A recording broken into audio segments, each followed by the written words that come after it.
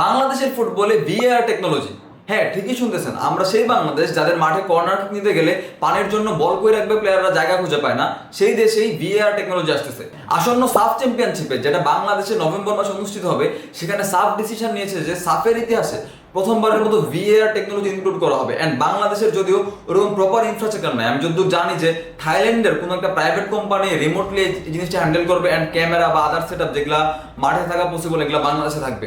তবুও বাংলাদেশ ফুটবলের জন্য এটা অনেক এক্সাইটিং, কারণ আমাদের ইনফ্রাস্ট্রাকচার এত লেকিংস, এরপরও আমরা যখন ভিআর এর মতো একটা টেকনোলজি আমাদের দেশে দেখতে পারবো, এটা আমাদের ফুটবলের জন্য অনেক পজিটিভ একটা অ্যাডভান্সমেন্ট দিবে। অ্যান্ড ইন ফিউচার আমরা হয়তো বা আমাদের ঘরোয়া যে লিগগুলা বা আমরা অন্য ম্যাচ যেগুলো হোস্ট করবো, ওগুলাতে ভিআরটা কিভাবে ইউজ করতে হয় ওই জিনিসটা জেনে যাবো। অ্যান্ড বাংলাদেশ ফুটবলে এরকম টেকনোলজিক্যাল অ্যাডভান্সমেন্ট আরো আসতে থাকবে। সো আমি অনেক এক্সাইটেড সাফটা দেখার জন্য, বাংলাদেশ কিরকম করে, নতুন নতুন টেকনোলজি কিরকম করে, অ্যান্ড বাংলাদেশ ফুটবলের যে নতুন জোয়ার আসছে ওইটার পরে আসলে আমাদের সবচেয়ে বড় টুর্নামেন্ট। সো এই টুর্নামেন্টে এরকম এক্সাইটিং জিনিসগুলো যে থাকে, এই জিনিসগুলো নিজের ভিতর থেকে একটা পজিটিভ ভাইব দেয়। সো এই টাইপের আরো অনেক মজার মজার আপডেট জানতে আমাদের পেজটি ফলো করে আমাদের সাথেই থাকুন। ধন্যবাদ।